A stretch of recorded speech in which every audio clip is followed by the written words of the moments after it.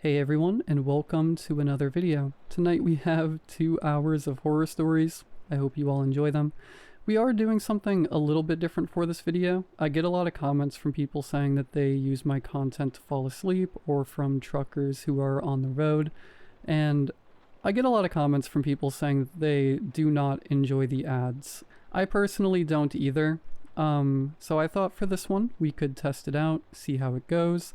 There are no mid-roll ads whatsoever. Again, this is just a test to see how it goes, what happens with it, so on and so forth. So if you do enjoy this, please be sure to drop a like rating. It takes just a quick second, and it supports the content. It helps more people see it. Sharing it around, also, of course, very appreciated. Subscribing if you are new. I post content just like this all the time. Anyways, sit back, do whatever it is that you do to relax. Enjoy this no ad content, and as always, I hope you all have a great night.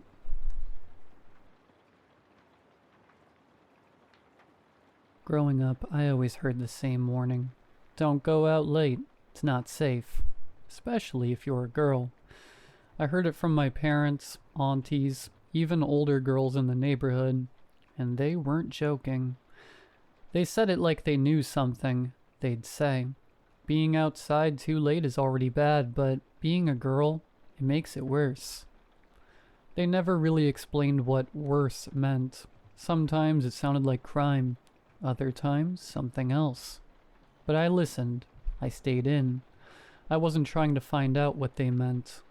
Then I left home for university. Everything felt different. Here, people went out late all the time, like it was normal. Girls, guys. They'd go clubbing, partying, walking the streets at midnight like it was nothing. Nothing bad seemed to happen. I started to think maybe all those warnings were just fear talking, old habits from people who grew up in different times. So when my friends invited me to celebrate after exams a night out, just to relax, I said yes. That night still haunts me. There were 5 of us, Rena, Amina, Joe, and Faye. We didn't even go far, just a lounge near campus. We danced a little, ate, took pictures, laughed. It was the first time in weeks we felt light. We left around 2 a.m. It was late, we knew, but we weren't drunk or careless, just tired and ready to go back. That's when we noticed them. At first, it didn't seem like anything. Just 3 guys walking behind us. The street was mostly empty, so we could hear everything except we didn't hear them. No footsteps, no voices, just presence. Rena glanced back and slowed her steps. "Guys," she said quietly. "Don't panic, but I think those guys are following us." We brushed it off. They're probably just going our way. But when we turned right, so did they. We crossed the street. They crossed too. Now we were panicking, even if no one said it out loud. We walked faster, then started to jog. We turned down a shortcut alley to lose them. That's when we saw 2 more men at the other end. They weren't moving, just standing. One of them had his head tilted back like he was sniffing the air. That's when it clicked. This wasn't just guys being creepy. This was something else. We turned to head back, and the original 3 were already at the entrance of the alley. Still silent, still watching. Then one of them raised his hand. He had something long and shiny. It wasn't a knife. It looked like a saw. I've never screamed that loud in my life. We all did, screaming, begging, calling for help, and then out of nowhere, "Hey, what's going on there?" A flashlight, a voice. A man in a police uniform walked up. We ran to him, shaking, sobbing, explaining. But when we turned to point at the men, they were gone. Not walking away, not hiding, just gone. The officer didn't seem to believe us, said we probably just imagined it, or that maybe someone was trying to mess with us. But he gave us a ride back to campus. He told us again, this is why it's not safe to be out late. That should have been the end of it, but it wasn't. When I got back to the hostel, Rena stayed over in my room because we were too scared to sleep alone. We locked the door, locked it with a chair. I closed my curtain, but not fully, just enough to peek out. And I swear on everything, they were there. 3 figures, right across the street, standing still, watching. Not moving, not saying anything, just watching. I called Rena over. She saw them too. We shut the curtain, turned on the lights, and sat up till morning. The next day we all met up and talked. Every single one of us saw them that night. From our different rooms, different buildings. They were outside watching. We made a silent agreement after that. No more going out late, no matter what. Even now, if it's getting dark and I'm walking home, I feel it. That prickly feeling in the back of my neck. Like I'm being followed. Like I'm being watched.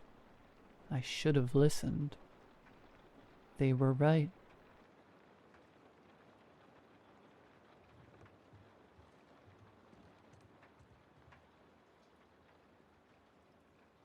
I left Wrungsville when I got married. I was 18 at the time, way too young and dumb to make a decision of that significance. But I have never regretted putting that place behind me.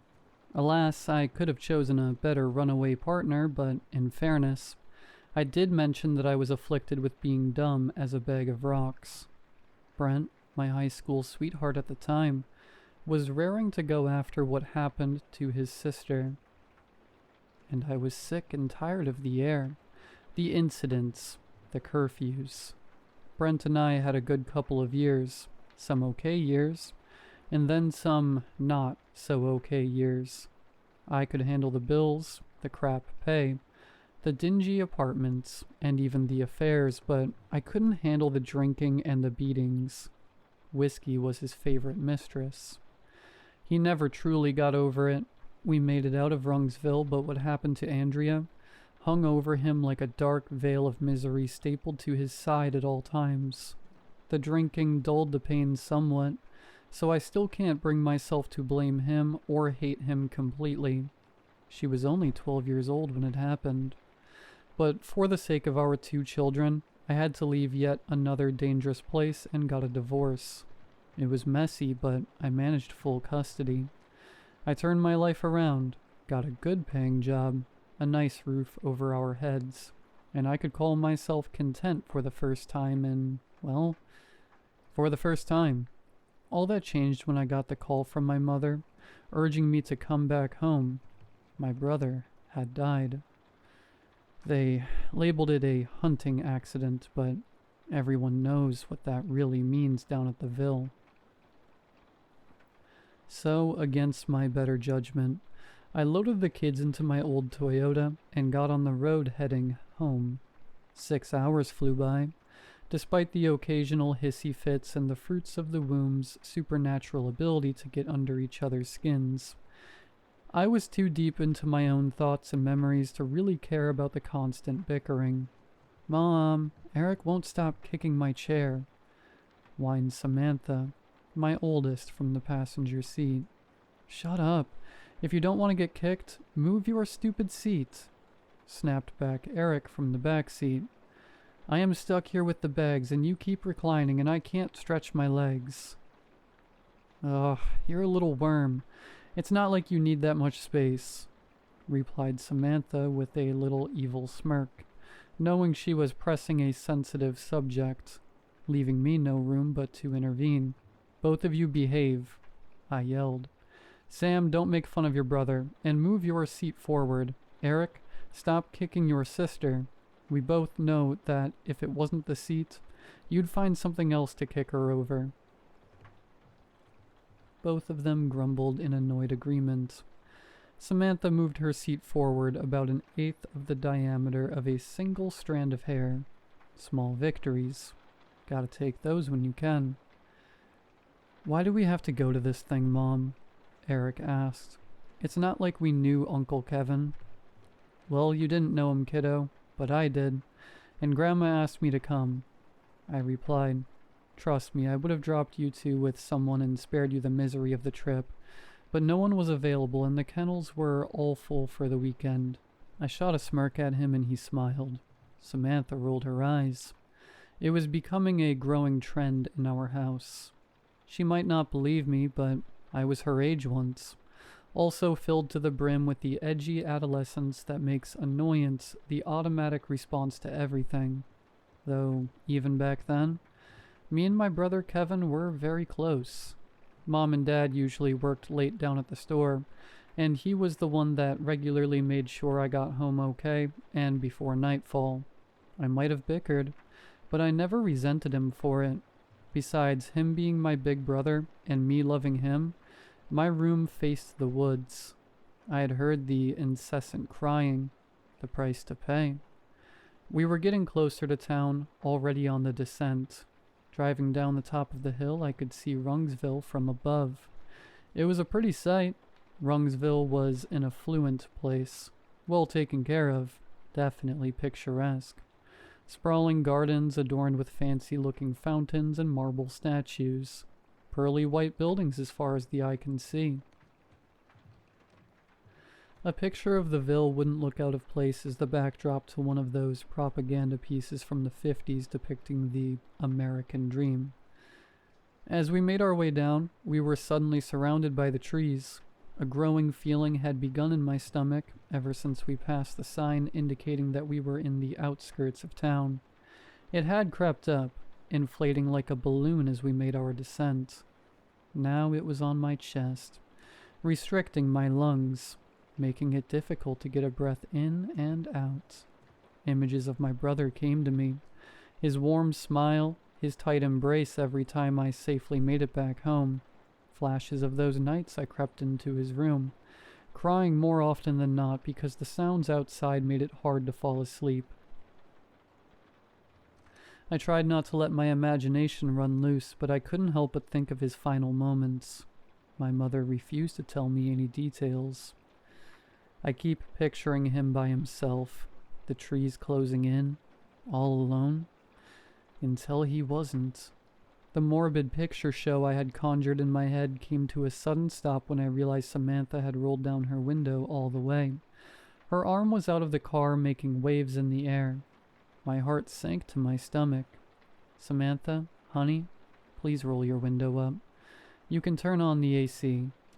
I tried, attempting not to let the panic reach my voice. What? Mom, no. She started. There's freaking fresh air outside. I couldn't keep it bottled any longer. Baby, please. Please don't do this. Close the window. Keep your arms inside. I shrieked, hearing something shift somewhere deep in the trees. Branches shattering, leaves rustling violently. Mom, what the hell? Look at the road. I'm just cooling myself off.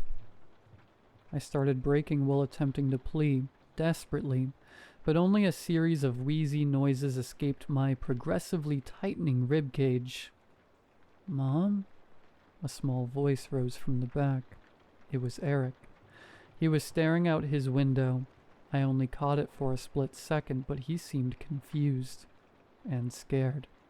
That's when I heard my daughter scream. Something had caught her arm. I stepped hard on the brake as I felt something wet hit my face in a jet. It was coming from the passenger window. Wrapped around my daughter's arm, I saw rows of putrid, brown-tinged teeth. I saw how the pale white flesh contorted under the tension of the vice around it, the lines of tension giving way to highways of torn shreds, pulsating and gurgling in a violent spew of my own flesh and blood. The car came to a violent stop, knocking my head against the windshield. My senses returned just in time to hear shouting. Panic had filled the car.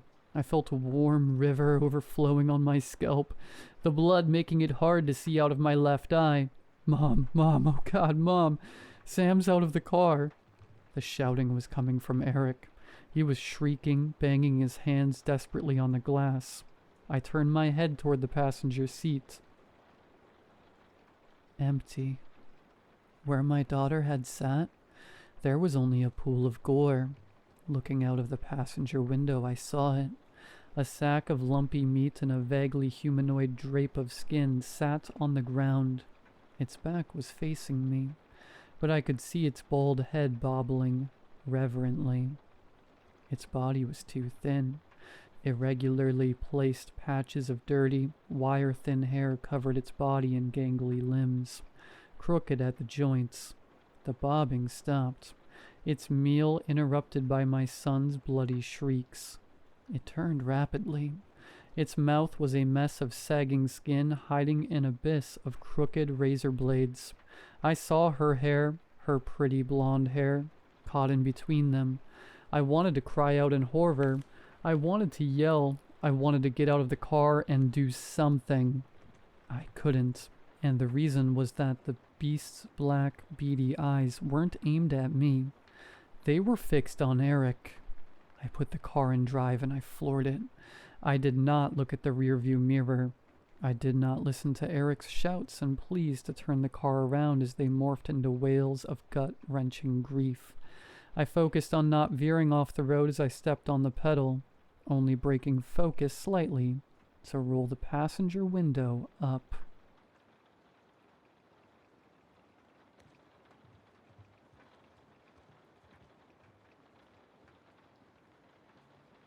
I worked for a while as a technical analyst at a company not open to the public. Our goal? To develop a neural simulation technology capable of condensing an entire lifetime into just a few minutes. We called it total immersion. The individual was connected to an augmented reality system so advanced they couldn't distinguish what was real from what was programmed. The promise was simple: to acquire knowledge, maturity, and emotional balance through simulated decades, love loss, growth, purpose, and then return to reality with all of it recorded in the mind. The process, in theory, was straightforward. They sought willing testers, criminals, death row inmates, volunteers desperate for money. They were placed in capsules and connected to the system via special augmented reality goggles. The experiment rarely lasted more than 30 minutes, except for rare cases. But inside they lived a whole life. Births, adolescence, love, loss, sometimes children, sometimes wars, always an end. And then they woke up. The problem? Most of the test subjects didn't react well. They went insane, out of their minds, and screamed. Screamed a lot. Sometimes they didn't even recognize their own voice. They would tremble uncontrollably, crying desperately. They blamed us for destroying everything they had lived through. We were called monsters, more times than I can remember. They lost everything they had gained in the experiment, and the worst part was returning to reality. There was no escape, only an empty world where nothing made sense. Many were disturbed and tried to attack the scientists. Unfortunately, we had several losses, but the experiments had to continue. I remember the case of a woman. She cried for hours, calling out her son's name. The problem was that son never existed. The most disturbing part is that she had a real son, outside the simulation, but she never mentioned him once. She preferred the one from the artificial reality, due to some code flaw, or perhaps some unintended cruelty within the algorithm itself. Some test subjects didn't live just one simulated existence. They lived dozens. Each memory a fresh wound, each existence an unbearable weight. This explains why so many didn't survive the end of the experiment. The shock was too much. They returned as if they had lived for centuries, and in a way they had. After we discovered the flaw, they tried to cover it up. They called it an unforeseen side effect. They said they would update the system, that new tests were on the way, that future subjects would be monitored more closely. The experiment would only be a success when the test subjects came out sane and absorbed the knowledge. As long as they kept breaking down or dying, the experiment was still flawed, and it would continue until success. After working there for so long, it started to affect me, so for several reasons I resigned. Before leaving, I saw a new file on the coordinator's desk. It was an 11-year-old boy. Child test. First full life simulation. They are going to do to him what they did to the others.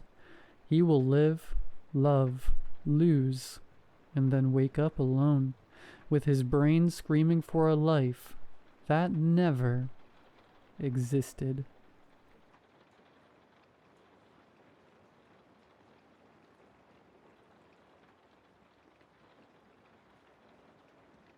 I don't remember my mother ever being sane. From the very moment I was born, the house I lived in was filled with her madness. The tattered curtains that were never washed, the constantly running TV with all sorts of religious broadcasts, the silence that followed her nightly sobbing. But most of all, I was terrified of the icon of the Virgin Mary cracked in places, and I swear, I felt her watching me. My mother always smelled of alcohol, from early morning till late at night. I never saw my father, and whenever I asked about him, she answered with absolute certainty that my father was an angel. Not in the sense of being a good man, but literally a real angel. She said it with wide open, yet utterly empty and lifeless eyes. A cigarette dangled from her cracked lips as she repeated, "Your father is an angel, Michael. A real angel." I believed her. Maybe when I was 5. I was happy and rushed to tell my friends who my father was. The reaction was predictable. They mocked me and teased me for years. No matter how many times my mother repeated her story about my father, no matter how many religious channels she made me watch, I stopped believing her. In my teenage years, it got worse. I was hot-tempered, stubborn, and had a terrible relationship with my mother. I openly called her crazy and begged her to tell me the truth about my father. But instead, in one of her drunken episodes, she screamed that my father was an angel, holding a cracked rosary in her hand, as if she could summon him from the heavens. He burned with light when he came to me. And you, she would grab my face roughly, scratching my cheeks and chin with her nails. You carry his sacred blood. Eventually, I stopped listening to her at all, let alone speaking to her. At 18, I moved to another city and fulfilled my dream to escape the rotting house with its perpetually yellow lighting and peeling walls, and my deranged mother. Because of her, people called me crazy, mocked me about my father, and openly insulted her, which often got me into fights. My only fond memory with her is of a day we went to the beach. She held my hand, and we simply watched the sea. Everything was fine until she looked up at the sky and said, "When will you come, my love?" After moving out, I worked hard, made new friends, real, good friends. Whenever they asked about my family, I said I was an orphan. I even started drinking a little, just to understand her, but not become her. I should note that I was a firm atheist, unlike my mother's fanatical religiosity. But I'm not writing to tell you how I ran away from home and my insane mother. I'm writing to tell you how I came back. After I moved out, I felt something watching me. I chalked it up to stress, even went to a psychologist, but that strange feeling never left.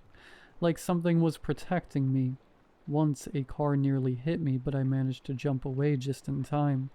Another time, I stopped walking without knowing why, and a second later, a massive branch fell from a tree that could have easily crushed my skull. One night, she left me 11 voice messages. Some were just sobs that turned into screams. Others were drunken mumblings. But the last message, sent half an hour after the others, made my skin crawl. My mother's voice was low and barely audible, as if she were hiding somewhere. "He's coming for you. Your father. He came specifically for you." I couldn't take my eyes off the phone. I couldn't even move.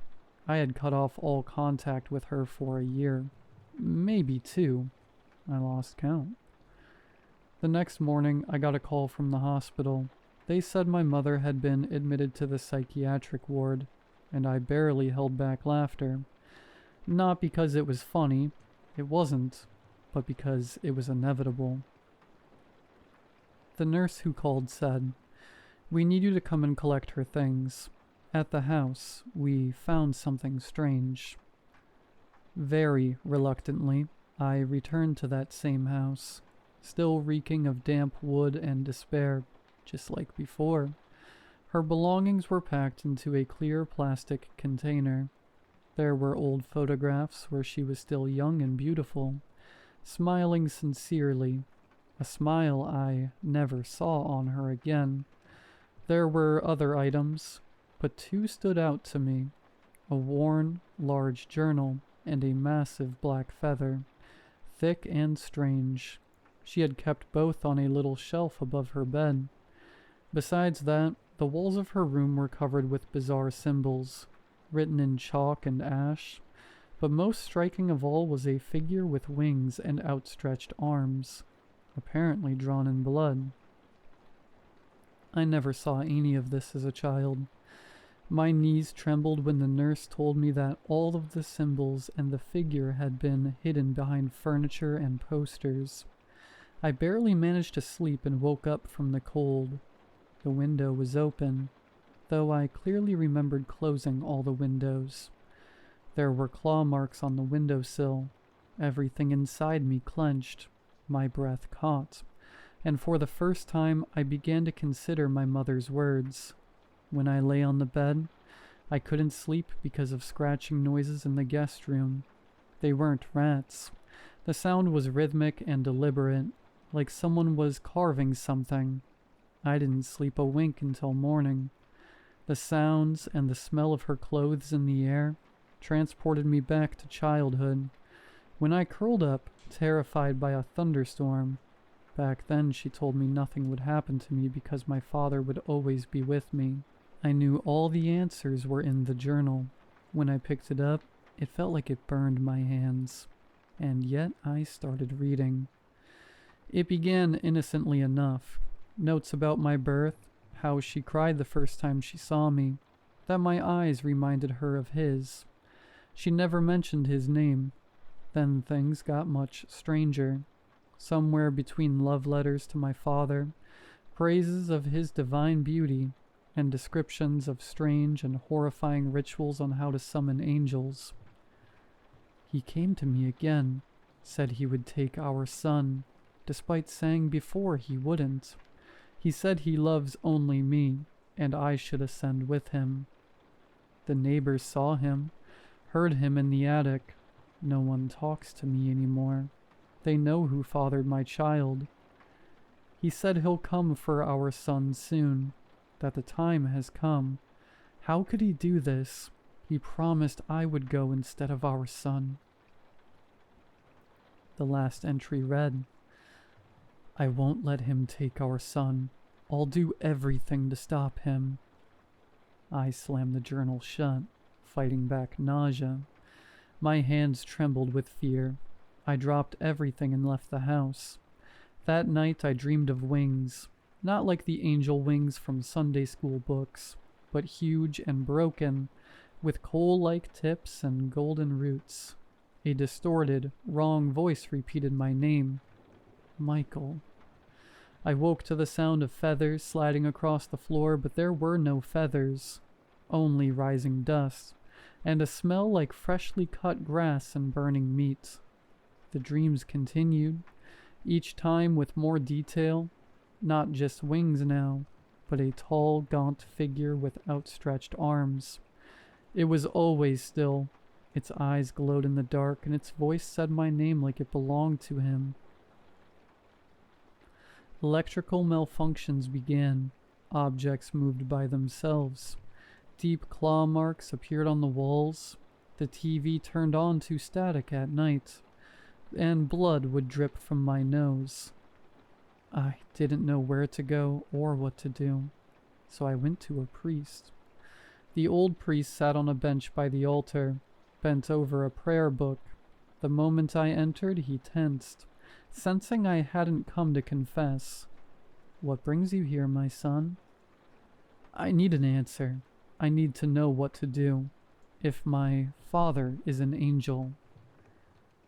The priest flinched like I struck him. He closed the prayer book and stood, his knees cracking. He stared at me like he was trying to see into my soul.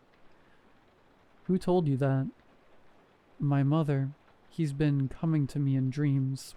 I feel him watching me through mirrors. Wherever I go, I feel his gaze. I feel something changing inside me. I'm so scared, Father." He placed his hands on my shoulders. His hands were cold as gravestones. "The angel you describe is not a messenger of love. He is ancient, more terrifying. Some of them were rejected even by God, and if one of them is your father—" He didn't finish, just stepped back and crossed himself. "You must reject him, renounce him, and never, ever summon or accept him. Don't look into his face if he appears. Such angels want to continue their lineage, but you will never be human again." In that moment, deep beneath my ribs, a thought stirred. Maybe I was never a human. The dreams became reality. When I blinked, feathers floated in the air. I turned suddenly and saw his face behind the curtain. Wide, frozen eyes staring. When I got the call that my mother died of cardiac arrest, a sharp mix of smells hit me. Burned feathers, meat, cinnamon, sulfur, and cut grass. He had been here. I heard my mother's voice. She sounded like she was laughing and crying at the same time. "Michael, my beloved son, he's so proud of you. Your father finally took me with him. Don't be afraid, son. He'll take you too, and we'll finally live as a family. You'll have a more important role. Don't fear. Accept it. I love you. We love you." I vomited on my pants, paralyzed by terror. The smell didn't fade. It grew stronger. My first thought was that my father killed my mother and was trying to kill me too, using hallucinations. I tried to flee the house, but the TV turned on. The screens flickered, then static appeared. White noise, a chaotic swarm of dots. The static became rhythmic, like breathing, sometimes quiet, sometimes loud. Then the image changed. A silhouette emerged from the blur. At first, just an outline, then wings appeared just like in my dreams. Its head was tilted, face obscured by distorted light. It moved from inside the TV, coming closer with each frame.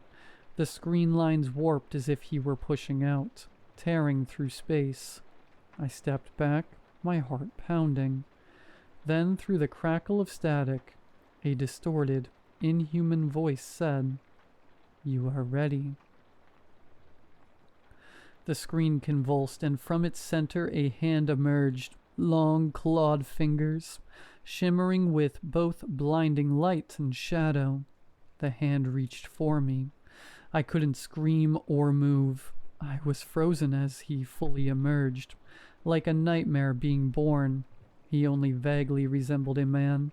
His face was mine, but twisted, terrifying, as the priest warned. He was corrupted by time and something unearthly, tall and thin, wrapped in wings that shimmered like metal. His voice sounded like wind across a grave. "We are one family again, Michael." I passed out. I don't know how much time passed. Hours, Days maybe, but I woke up on the bathroom floor in a pool of my own blood.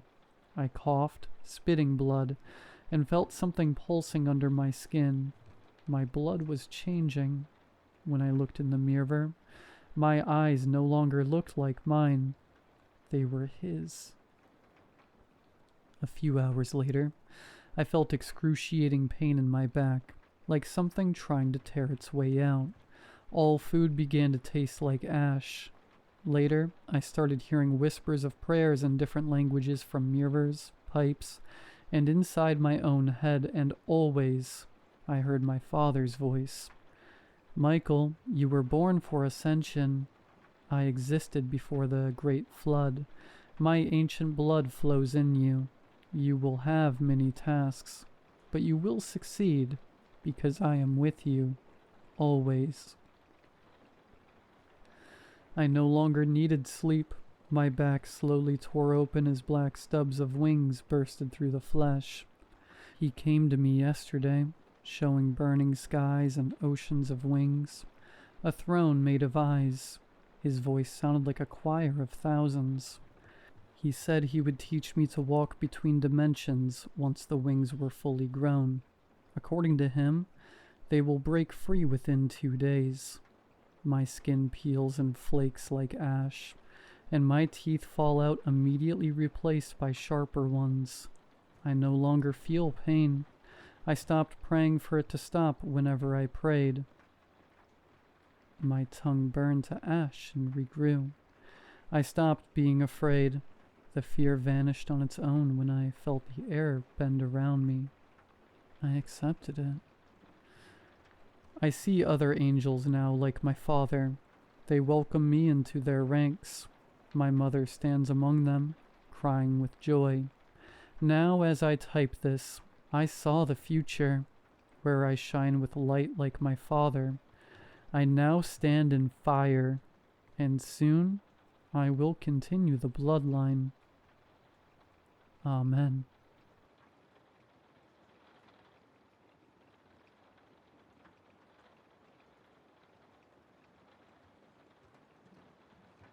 When I was a teenager, I lived in a small desert town. A tourist town, really. Think cowboy historic, with lots of old buildings and dust. I was able to make some extra cash babysitting on the weekends because there wasn't much else to do in the town anyways. One night, I was babysitting for a couple that had an infant. I met them at Target. They seemed like a nice couple and knew of another family I sat for. They lived way out of town, so far out that street names are gone, and you use mile markers as your signs to know where you are. It was an easy gig. Baby was staying asleep. Just had to feed him when he woke up. Parents would be back around midnight.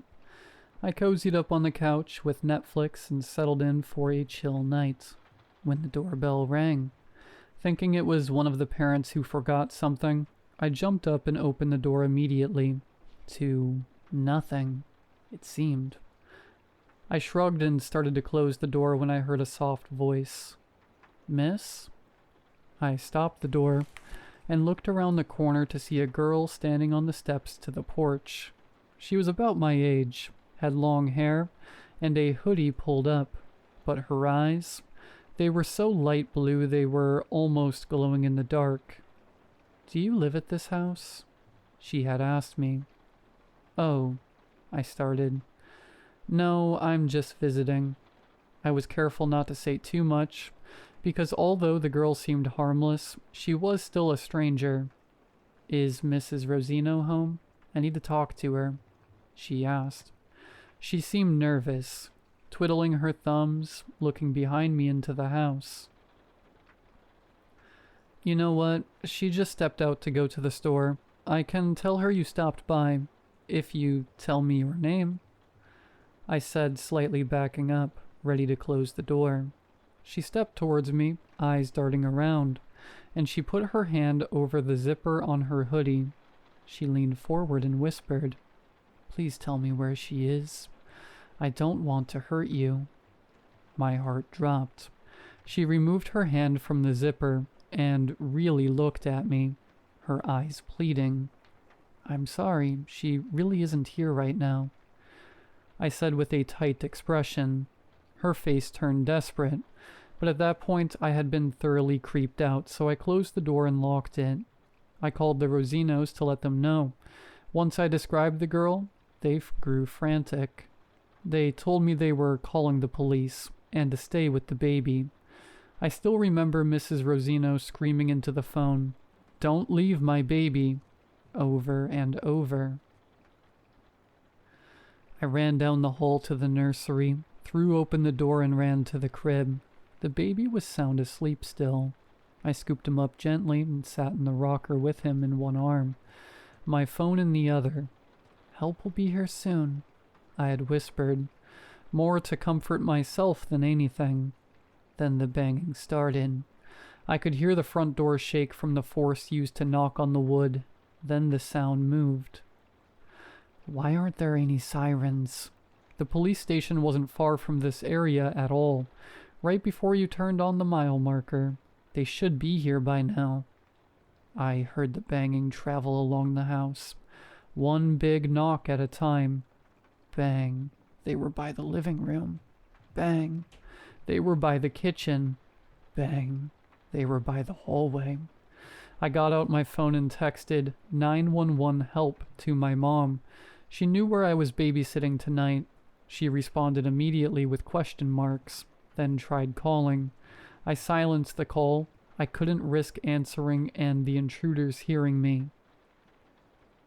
My mom would make sure the police got her. I knew it. Slowly moving closer and closer to where I hid in the nursery, the window was locked tightly with the blinds closed. But glass is breakable. Bang. They were at the wall next to the window. I backed away from the window to the corner of the room when I heard the front door creak open. The baby boy still asleep in my arms. I started to cry. I whimpered, like a wounded puppy. I couldn't fight someone off while holding him, but I wasn't going to put him down. Footsteps descended the hallway. I heard muffled voices while doors were being opened and closed. "Where is the nursery?" a gruff voice asked. I don't know, Daddy. I couldn't see the floor plan online." The same small voice of the girl from earlier answered. "If that little girl wants to help them, that's fine, but he belongs to us. No one can keep him from us now." "Daddy, please.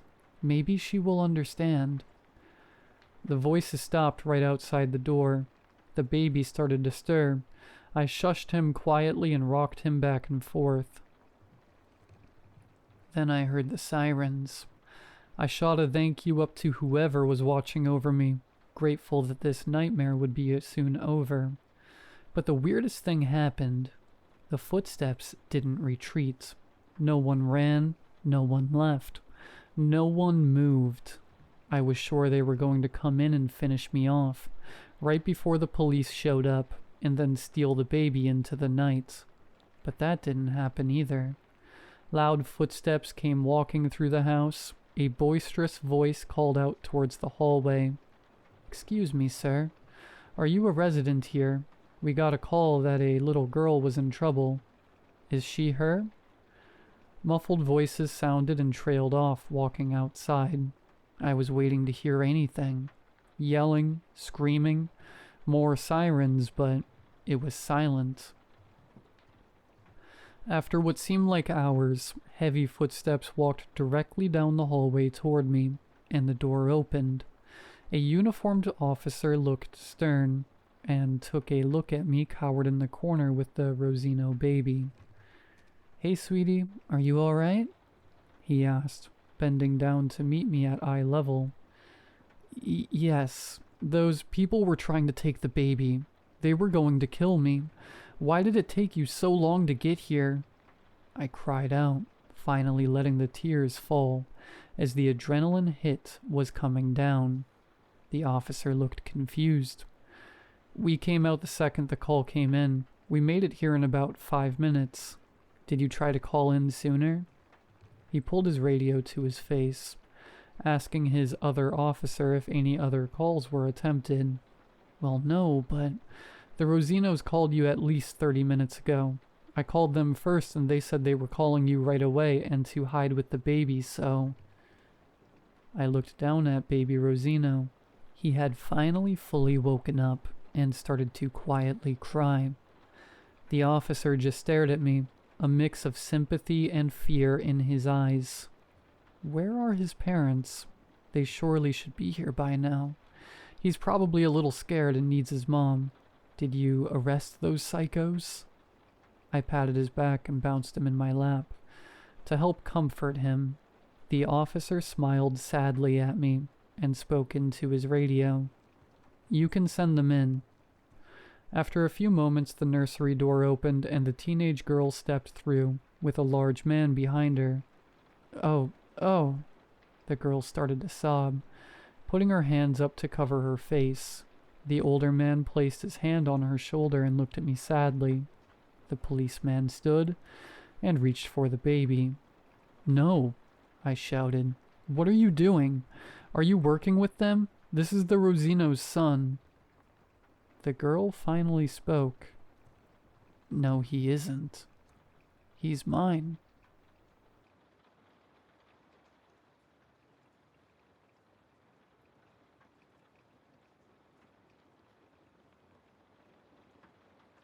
I don't know where else to put this. I've called 911. I've broken windows. I've tried staying awake all night, skipping town, everything. But every time the clock hits 8:43 p.m., I'm back at the beginning, on the porch of a quiet house in a cul-de-sac in Maple Hill, holding my backpack and a smile I don't mean. My name's Leah. I'm 19. I babysit to pay for school. Usually it's pretty normal. Movies, snacks, putting a kid to bed by 9. This time it's not normal. This time I think I'm trapped, and the kid knows it. Her name is Ellie. She's 6. Blonde, big eyes, little voice. She looks like she belongs in a toothpaste commercial. Her mom, Marissa, hired me off a local app for a last-minute babysitting job. One day only. Said she had a work trip she couldn't skip. Paid me in cash the second I stepped inside. She's been looking forward to this all week, Marissa said, already halfway out the door. She says today's going to be the best day ever. I remember that sentence too well now. I've heard it over 100 times. Ellie was already waiting at the top of the stairs that first morning. She looked at me like she'd met me before. Are you ready? She asked. I asked, ready for what? For the best day ever, she said, like it was obvious. It started small, a weird sense of déjà vu. The dog barked before I rang the bell. A breeze blew the exact same piece of paper off the table twice. Ellie started answering my questions before I asked them. Then I woke up on the porch again. Same morning, same clothes. Same words out of Marissa's mouth. Same look from Ellie. Are you ready? I thought maybe I dreamed the whole day. Maybe I was sick. But the loops kept coming. Over and over. Same date, same house, same kid. At first, Ellie pretended she didn't notice, but after a few loops, she started slipping up, calling me by name before I introduced myself, finishing my sentences, laughing at jokes I hadn't told yet. By the 5th loop, I said, "You know what's happening, don't you?" She grinned. I just want it to be perfect. Perfect. Like I'd been getting it wrong this whole time. So I played along. I tried things. Took her to the park, got her ice cream, let her watch cartoons for hours. Every loop, something new. Sometimes she smiled, sometimes she frowned. But the day always ended the same way. Me tucking her in, thinking maybe this time I'd broken it. Then darkness. Then 7:58 a.m. Eventually she stopped pretending. One morning I woke up on the porch and she was standing outside waiting for me. "You're late," she said. "I'm 2 minutes early," I said. She looked past me. Not this time. She's changing. Each loop, she seems older. Or something else. Her voice slips. Her face glitches. Once her shadow kept moving even when she didn't. Another time she showed me a drawing of me in a box with no doors. "You'll get it right eventually," she said. "Or you'll stay." I tried not doing anything. Just stayed in the living room, ignored her.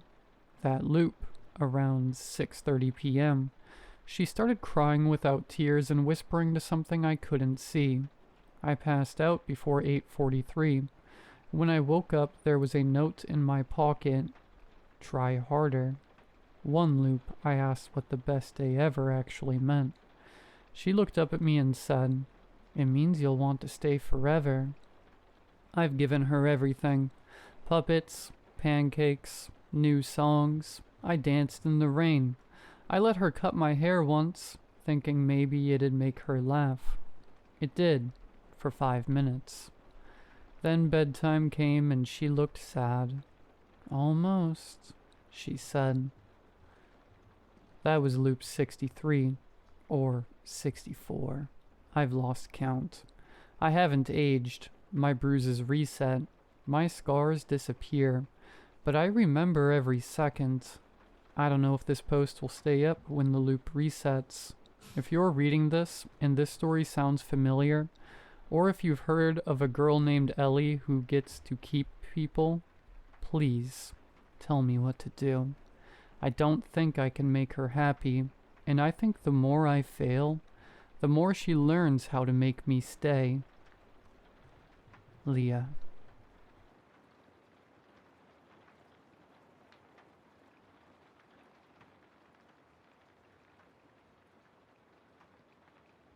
Ding. My phone startled me out of my half-asleep, half-awake state as I lay on the couch with the TV droning on in the background. I read the text from an unknown number through blurry, weary eyes. This or that. Tea or coffee. The look of confusion I shot my phone for a split second before I put it down to some form of spam must have been hilarious. I flicked the ringer off and nodded back off only to be awoken a second time with that god-awful sound.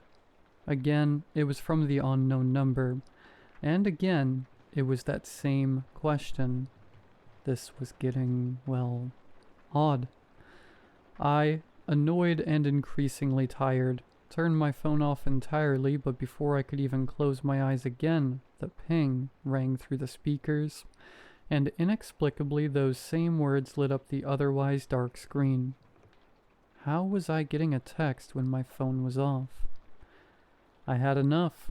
With my phone now switched back on, and my mind swirling, I typed out a paragraph of expletives before the urge to do something else took over. I decided to humor whoever this was. "You want me to choose? Well, I'll choose," I mumbled to myself. I chose coffee, and promptly fell back asleep without a care as to whether my phone remained on or not. I struggled to put this any other way than bluntly, but the next morning, coffee no longer seemed to exist. I rolled out of bed and stumbled into the kitchen to start brewing so I could finish up whilst I brushed my teeth and showered, like I've done every morning for some time, and couldn't seem to find my treasured bag of grounds no matter where I looked. I get cranky when I'm without coffee, so I put it down to misplacing it and my still tired brain struggling to remember where, so decided to swing by my favorite coffee shop, Lucky's, on the way to work. I had the usual small talk with the server, who knew my order by heart at this point and proceeded to make the same old joke. "The usual, please." He looked at me like I had two heads. I went to fill the awkward silence that followed when another text came through. Part of me knew what it would be before I even looked, but I hadn't yet put the pieces together. Not until the stakes were raised. This or that. Luna or Soul. Knowing it was somehow able to keep pestering me regardless of my non-response, I chose this I got home that day to find my puppy Luna had disappeared. There was no way out. No window to jump out of. No attic to hide in. Nothing. Her brother's soul moped all evening. I never found her. By the time the next text came through, I was ruffling through cardboard boxes and head-height cabinets in my desperately futile attempts to find my dear baby. I refused to play along. I couldn't possibly convince anybody else. But those texts were emitting something badly wrong into the world, into my life. And as if in tune with my deepest thoughts, it knew I wouldn't play, because this text came with a warning. Mom or Dad, failure to choose immediately will result in a choice being made for you.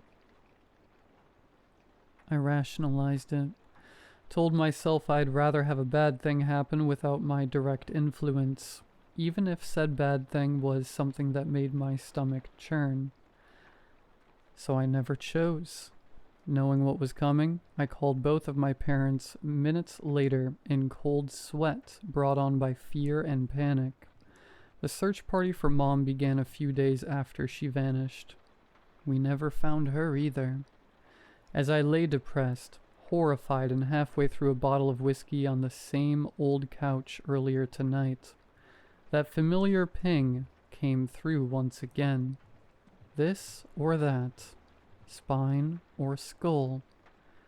Something has been whispering through the underside of my bedroom door ever since. I never chose.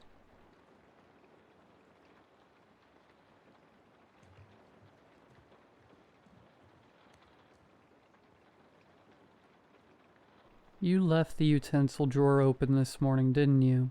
She asked, stepping out of our bedroom as the late morning glow filled our kitchen. You slept in quite a bit, I spoke automatically, then paused to digest what she'd said. To my right were the kitchen counters forming an L shape into the corner. The cabinets, the doors, every drawer was closed. I frowned. Right, earlier I was going to make eggs.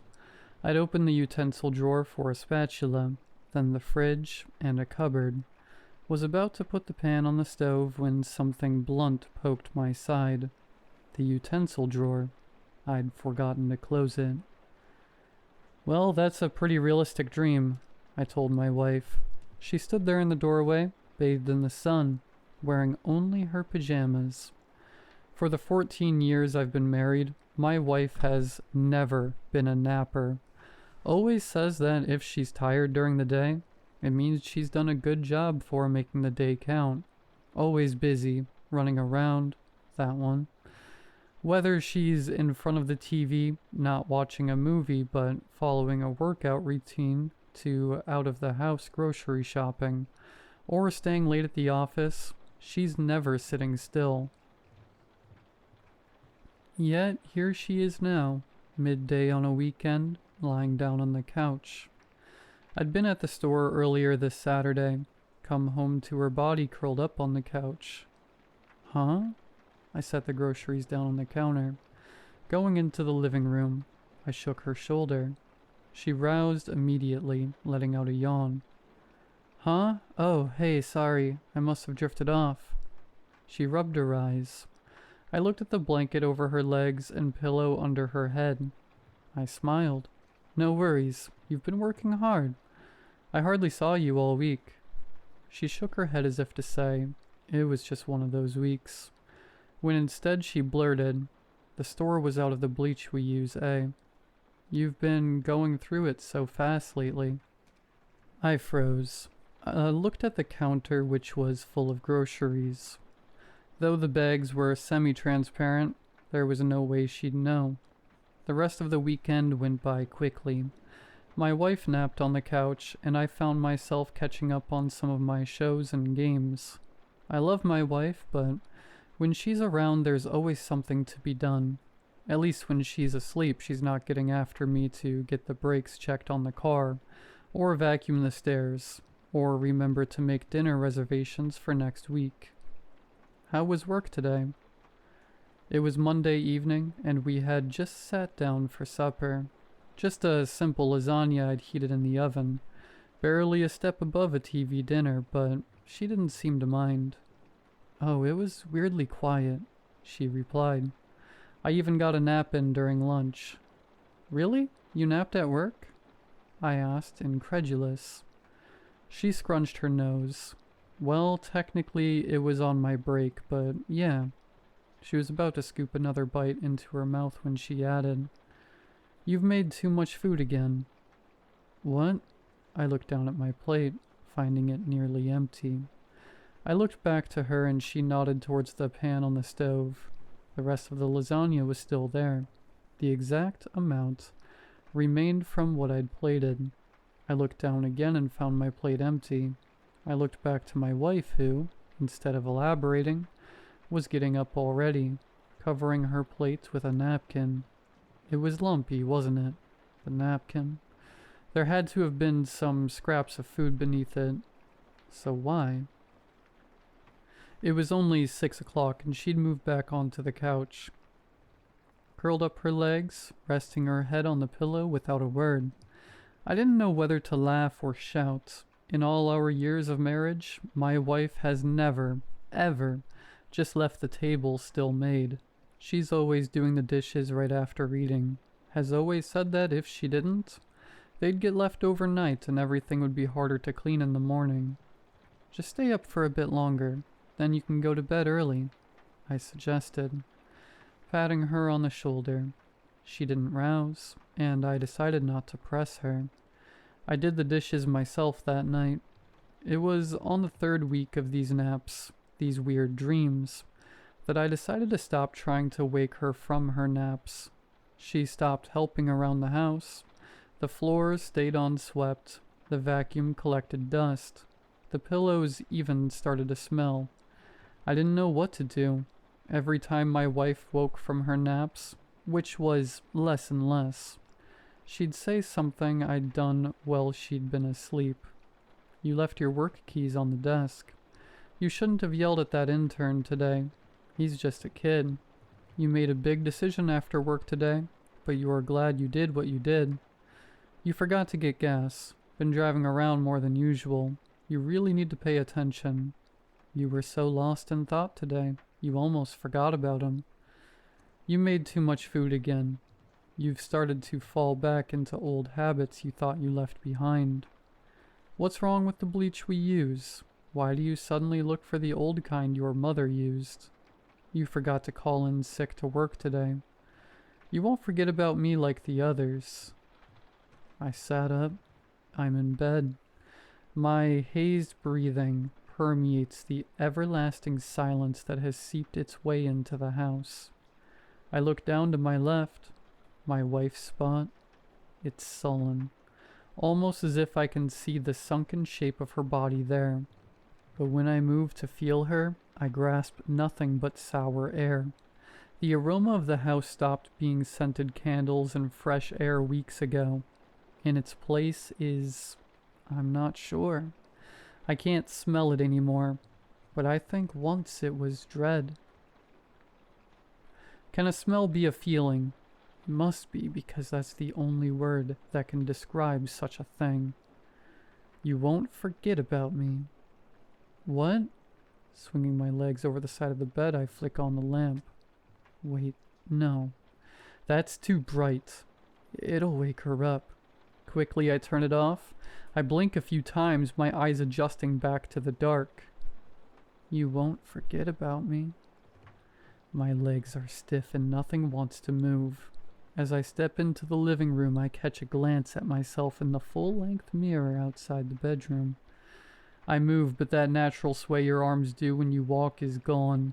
I can feel my eyelids begging to close for that millisecond it takes to blink, but it never happens. Into the living room I go, and my eyes shift to the couch. There's a lump there. She's breathing. Or is that those fuzzy things that dance in your sight when there's not enough light, giving the illusion of movement? I sit down at her feet, curled up under the blanket. Her head still rests on the pillow. yellowed and sour, and moving. That movement. It was the pillow, the blankets, not her. I dare not remove the blanket from her head. How she knew my intentions, I don't know. Maybe we are most awake when we are asleep. In truth, I don't know when she stopped recanting the past and started telling the future. I wonder if it matters, premonition or not. This was always going to happen when she started dreaming about things I've done. I smoothed the blanket atop sunken flesh. I'd buried so much within the confines of my memory, smoothed over by the fog of adolescence. This was one I wanted to remember. I won't forget about you.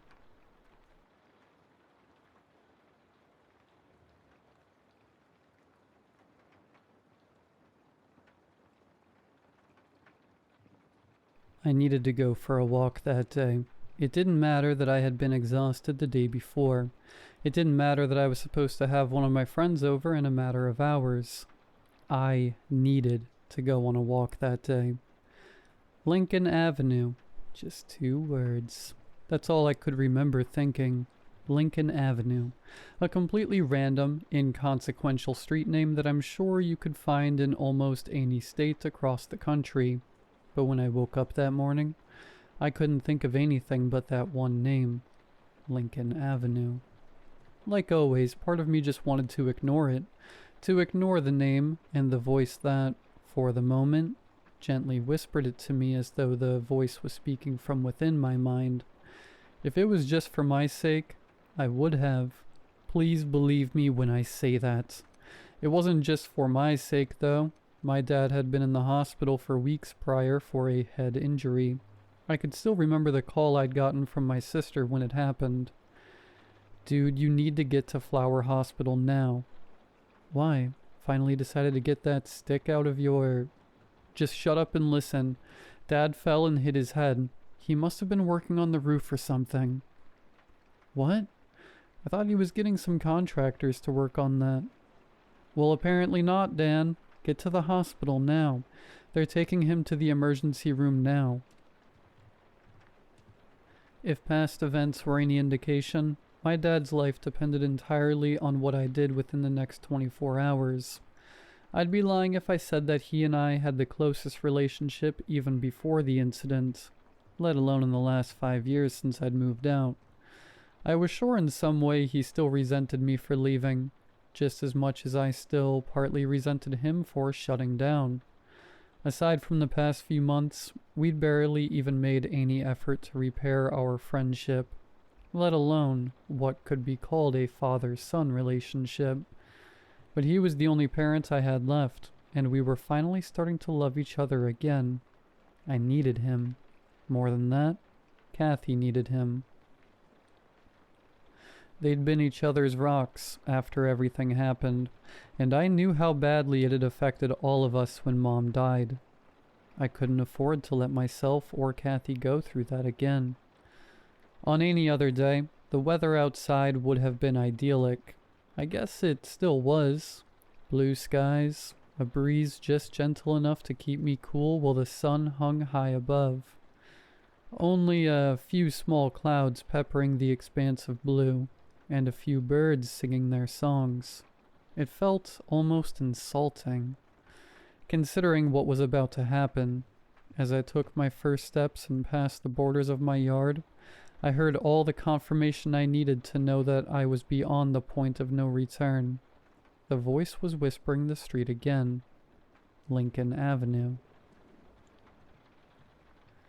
I had already walked about a mile when my phone began ringing again. Even without looking, I could almost guarantee that it was going to be Kathy again, calling for the 100th time to give me some update to Dad's condition. I didn't bother answering. I was in no mood to hear that things hadn't gotten any better, or worse, that he had gone fully unresponsive. The clock was already ticking. Seeing how fast it was winding down wouldn't change that. It wasn't a simple straight shot. At certain intervals, I could hear the voice calling out again, instructing me to go left or right, down paths I had driven past countless times. routes that I could drive in minutes or less, now passing by uncomfortably slow. Right, left, right, straight.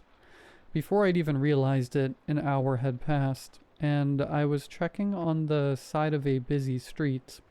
Restaurants, stores, and a gas station littered either side of the road. Cars whizzed past me as the sidewalk became wider, and I was no longer the only pedestrian walking along it. Some walked dogs, others jogged, and others still casually walked along as they remained glued to their phones. None paid any mind to me. Out of sheer habit, I pulled my own phone out and checked my Steps app to see just how far I had gone. According to it, I had traveled only a little more than 3 miles. 3 miles. A little over an hour of walking. I wondered just how further I had to go. As it turned out, it wasn't much farther at all. I had been carefully checking each street sign I passed on my forced pilgrimage, hoping each time that the one I passed would be my ever-so-sought Lincoln Avenue. 2 hours in, I finally found it, just past an old apartment complex. The small green sign said in partially chopped lettering, Lincoln Avenue. My chest tightened as I read the name aloud. Doubts began to creep into my mind as I clenched my fist. Was I really doing this again? What if I was wrong? Maybe I was just going through some kind of waking nightmare, hearing things that weren't there. Lord knows, I hadn't been getting much sleep in the last few weeks. I remember reading in a medical report somewhere that the human mind begins to break down even after just 24 hours of not getting any sleep, and that there was potential of both visual and auditory hallucinations after 48. The same report claimed that while you could theoretically survive on just 4 hours of sleep for every 24, you could still feel the negative effects of sleep deprivation over an extended time. Maybe that included the aforementioned hallucinations. I couldn't remember the last time I'd slept more than 5 hours after Dad was admitted. Maybe that's all this was. 209 Lincoln Avenue, Red Roses. The voice was back and the illusion was shattered. I could justify hearing a random street like before. The name had to be common. This, however, was specific. An exact address, and based on the sound of it, something to identify the specific house I needed to go to. I still wanted to believe that this was just a bunch of hallucinations. I really did, but I could still remember the times I had done this before. What had happened the one time I refused? I could see Mom, shattered. Just. The street was like any other you drive by on the way to something actually significant. Rows upon rows of houses, a few small intersections making the various blocks, a mix of trimmed and not so trimmed grass, and the occasional tree in the front yard. The sky was blue, plenty of clouds. I could hear unseen birds singing their songs as what normally would be an idyllic, practically picturesque day moved along undisturbed. If I hadn't known any better, I may have stopped to enjoy a walk through the neighborhood. As it was, I couldn't enjoy my time here. I had work to do, and I just wanted it over with.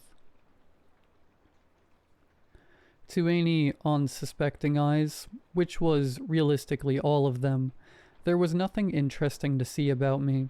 A stranger passing by, maybe out getting some exercise in. Ideally, I would be so unremarkable that whoever lived here wouldn't even realize I had crossed paths with them. I would just be another nameless and blurry face, too unclear to even remember right. I would need that indifference. Each house I passed was mostly the same. Simple, 1 to 2 stories, a side driveway that fit multiple cars, and some variation of flowers.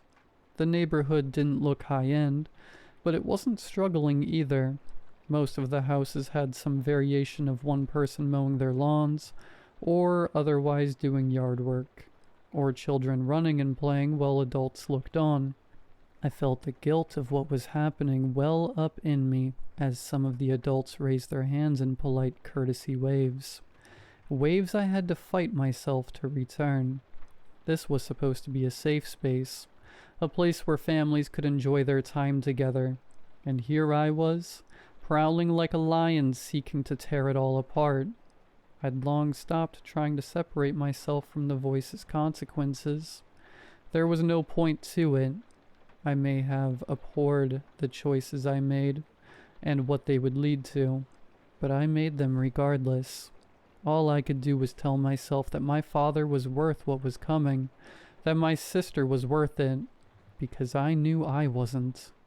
One by one I passed the houses, watching the numbers, noting the flowers. 199, pink lilies. 201, blue hydrangeas. 203, white orchids. 205, red spider lilies. 207, black roses. 209. Lincoln Avenue was like many of the houses I had passed, well kept, in good repair. A flower bed neatly tended to, red roses vibrant and almost seeming to sparkle in the sunlight.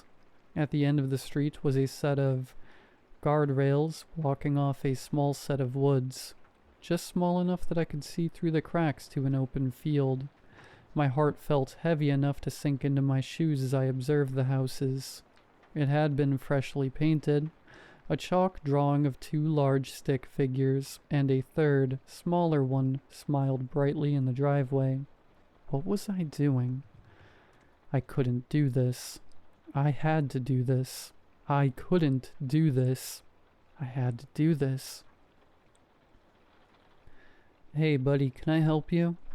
The voice wasn't in my head. It was right to the side of me. A man's voice.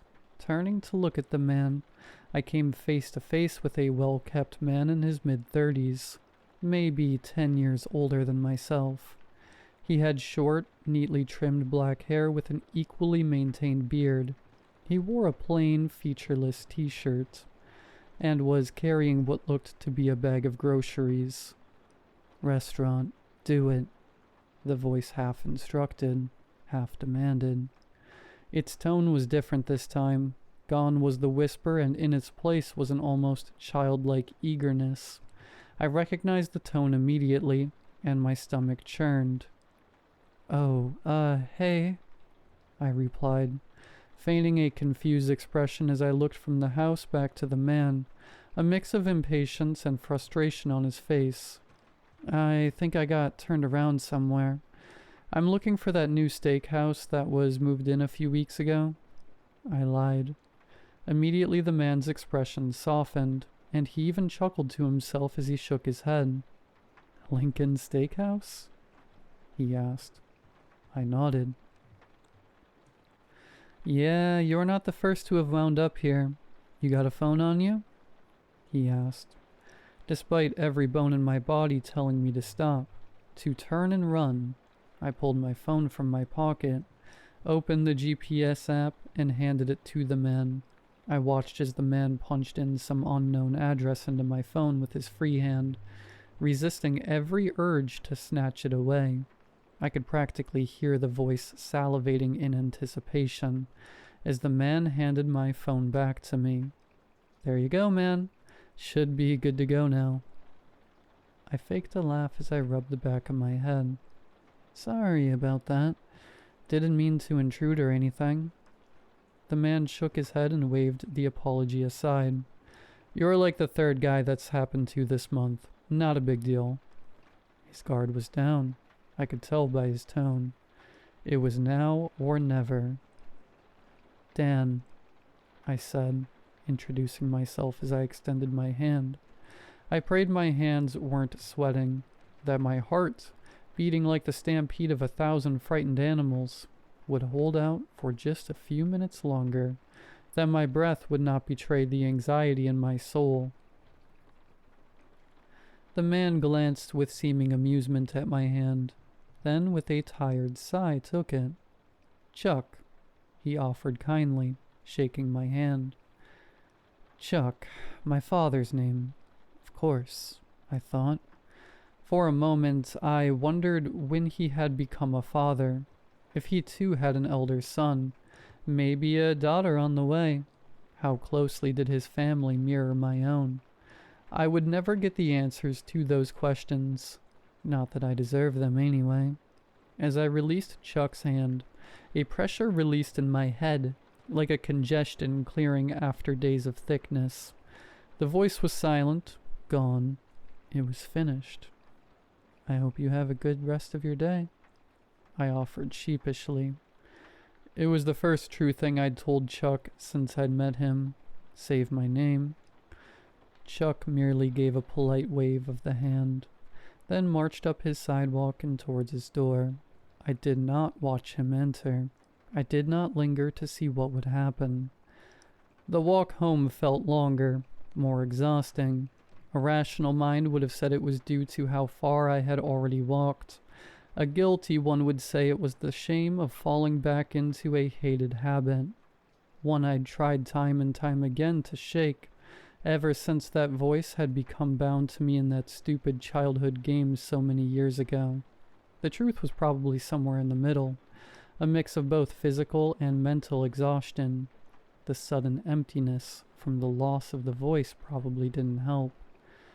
For a moment, I hoped beyond practicality that the voice would stay gone this time, that Chuck would be its final victim, that just maybe, this time it would be satisfied. I didn't want the temptation anymore, or the fear of losing anyone else. I knew that's all it was, though. Just a hope. The voice always came back. Surely enough, just as I got home and opened my door, I felt a familiar, crippling weight seep into my head. I hurried and slammed the door closed and pinned my back against it, both ready and not ready for what came next. All around me I heard a sickening crunch, ripping and snapping. Phantom pains would flare in my own limbs for moments at a time, but never long enough to truly understand what he was going through. The voice moaned happily as it enjoyed its meal, either oblivious to my awareness or indifferent to it. I pictured Chuck playing with a little boy I had never seen, a wife I would never know. Tears welled in my eyes as I heard a series of pops, followed by a giddy laughter and more moaning. Even now I find myself hoping Chuck and all of my victims were already dead whenever this was happening. I could barely stand their fate as it was. To know they were alive during all this, that Mom was alive during it, I just couldn't handle it. I'm not sure how long I stayed there, curled up by the bed, rocking myself gently back and forth. Even after the noises stopped, I couldn't bring myself to move. Long after the light of day had stopped pouring into my home, leaving me shrouded in darkness, I was still there. I suppose I must have gotten up at some point, because the next thing I remembered was waking up in my own bed, window blinds open, still dark outside. Had I fallen asleep or simply been so out of it that I hadn't remembered going to the bedroom? A familiar ringtone snapped me out of my head. I looked beside my bed to the nightstand, my phone lighting up with Kathy's name identifying her as the caller. Though I suspected I already knew what the call was about, I answered anyway. I did the best I could to feign surprise as she told me Dad was making a recovery, that he was lucid. Just like always, the voice had kept its end of the deal, just like I feared it would. Just like I knew it would. After a few minutes of conversation, I wished Kathy a good night. Another brief moment of sincerity. I wanted to be happy my father was alive, that Kathy would get to have him in her life for a while longer, that I would get the chance to fully reconcile our relationship, that we could be a family again, but the happiness was a shallow one. A drop in the proverbial hole that I hadn't stopped digging 14 years ago. How many bodies were in that hole now, I wondered. I desperately wanted to sleep. In my dreams, I could forget what had happened, be blissfully unaware of everything, even if for a few hours. Instead, I went to the internet, lying on my back as I searched for my most local news station. I wasn't sure why I was doing this. I already knew what I'd find. Maybe it was my own form of penance, my own way of forcing myself to acknowledge what I had really done. As the page loaded, I saw it. The top story. Local man found eviscerated in his home. Suspect currently unknown.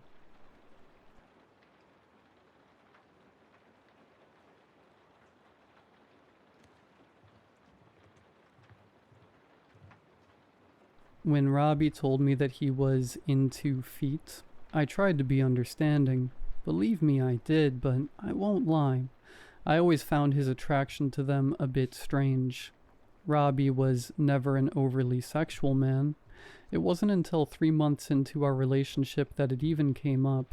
I don't think he ever intended to tell me. Not with words, at least. I only found out because of what he did in my sleep one night.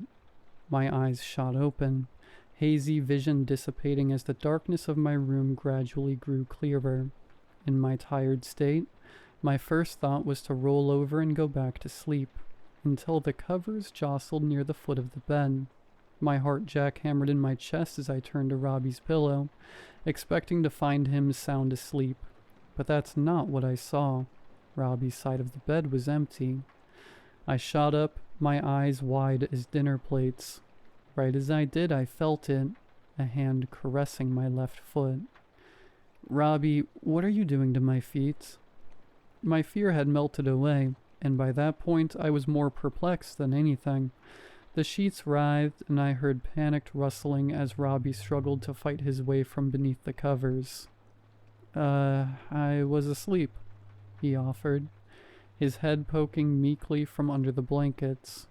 I crossed my arms, despite the smile tugging at the corner of my lips. "Nice try, mister. You've got some explaining to do." And that's how I found out that my boyfriend is into feet.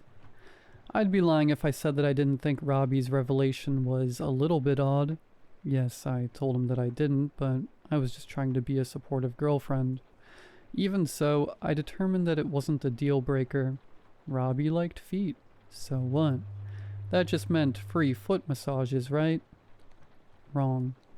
Everything was fine until 3 nights later. Work had taken its toll on me, and unlike most people my age, instead of hitting the bars, I went to bed early. Robbie didn't join me right away. He'd opted to stay up a bit later watching Transformers. As I drifted off to sleep, I thought everything was fine. Little did I know that night would mark the beginning of a much bigger issue. For the second time that week, I awoke suddenly from a deep slumber, but unlike the previous nights, I could instantly tell that something was wrong. A searing pain jolted through my toes, shooting up my leg. It felt as if someone had jammed my big toe into a hydraulic press. "Ow, what the hell?" I shouted, reflexively kicking out. I heard a muffled groan from beneath the blankets. Robbie. This time I wasn't feeling as forgiving about being woken up by my boyfriend playing footsie in the middle of the night. "Robbie," I growled, turning on the lamp. "Yes?" he squeaked, emerging from beneath the covers. He stared at me like a wounded puppy. "What has gotten into you? I thought we agreed that you wouldn't wake me up like this anymore." He couldn't bring himself to look me in the eye. "I'm sorry, I just had an itch that I couldn't ignore.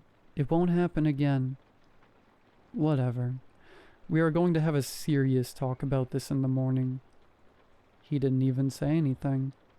He just slunk back to his place beside me, more dejected than I'd ever seen him. Robbie and I did have that talk the following morning, and he admitted to being in the wrong. He repeatedly assured me that it was a one-time thing, and that going forward he'd ask for permission every single time. That helped to put my mind at ease, but even so, My gut told me that something was off. Like Robbie was hiding a dirty secret that he didn't want me to know about. The next night we were together, we stayed at his house. When he went to take a shower, I decided to snoop. I didn't know what Robbie was keeping from me, but I was curious to see what I could find. Yeah, I know. I shouldn't have done that. I'm fully aware that it was an invasion of his privacy, but what I discovered has made all of it feel justified. When rummaging through Robbie's bedside drawer, I found what appeared to be a journal. Bingo. That was exactly the kind of thing I needed. I wasn't expecting much, but when I flipped it open and read the title of the first page, my blood turned to ice. Skinning Skylar. Experiment log. Surely that didn't mean what I thought it did. It couldn't, right? I continued to read. I had to know. 5/4/25. I applied only a dollop of the numbing agent tonight. No luck. She caught me in the act. I'll try again tomorrow if I can. 5/6/25. The lick test succeeded. She didn't notice. Next time, I'm going to give her a bite. 5/7/25. I bit down hard on her foot 4 times tonight. She woke up, but she only felt it in her toes. I think, based on her reaction, I can't be sure though. Note, apply more numbing serum next time. I had to pause what I was reading.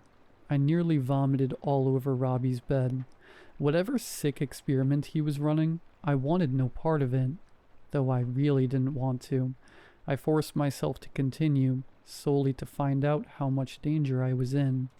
What I read next will haunt me for the rest of my life. 5/10/25. Tonight is the night. I'm going to try cutting her foot open with a scalpel. I think I have a good idea of how much of the numbing agent to use now. I'm going to inject her with the heavy stuff too, for good measure. If everything goes smoothly, I'll be one of the first men to skin a human alive in modern times. I don't anticipate that she'll live for more than 3 hours afterward. I'll update when I can. Skylar, why do you have that? Robbie's face was white as a ghost. He stood in the doorway, hair still wet. The water dripping onto the tiles served as the only sound in the silence that ensued. What is this? Robbie stomped over to me. Panic scrawled across his features. It's mine, that's what it is, he snapped, snatching the journal from my hands. How much did you read? I didn't answer. My brain had already resorted to fight or flight mode. I scooped up my phone from the bed and leapt off the other side, darting toward the bathroom. Robbie was standing between me and the exit, leaving that as my only option. He tried to catch my arm as I passed, but he was too slow. I locked the door behind me and I instantly heard him pounding on the other side, begging for me to let him explain. I didn't listen. I immediately called the cops. The entire time Robbie pleaded with me to come out. He swore up and down that the notebook was just a sick fantasy, that he'd never act on his impulses. His words meant nothing to me. I'd seen enough. The police couldn't do anything. Go figure.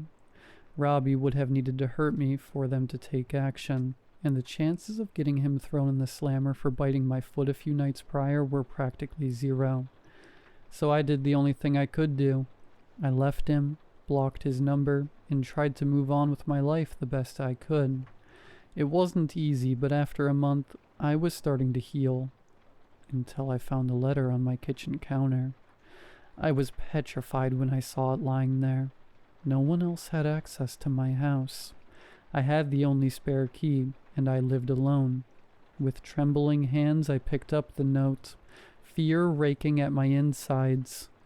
What was written on that scrap of paper has me terrified for my life. Dearest Skylar, I've decided that I need a bit more practice in order to conduct my experiments on a live subject. Your lifeless corpse should do just fine. I'll see you soon.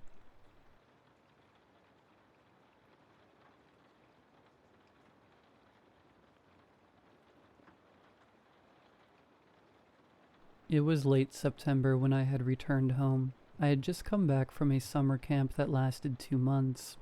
I couldn't tell you much about the camp or its counselors. I know I had a good time, except when I got lost during a group nature hike. When I was finally able to find my way back to camp, it was late and no one was in camp. When I returned home, my parents were surprised to see me. "Max, you're home?" my mother asked. She slowly approached me and looked me up and down. She then dropped to her knees and hugged me. I could see my father standing in the doorway looking at both of us. He swiftly turned and locked himself in the den. He must have still been angry with me. Before summer camp, I had broken into his gun cabinet with some friends from school. My friend Benny accidentally pulled the trigger of one of the guns and shot a hole in the wall.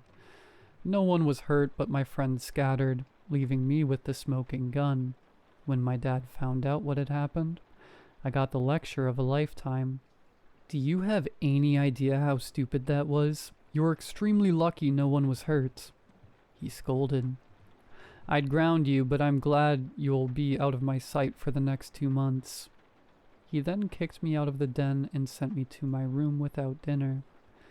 A knock at my door startled me as I was looking at some magazines Benny had snuck me during class. I opened the door to see my sister, Riley, standing there with a plate of food. "Mom said to sneak you a plate," she said, pushing the plate into my chest.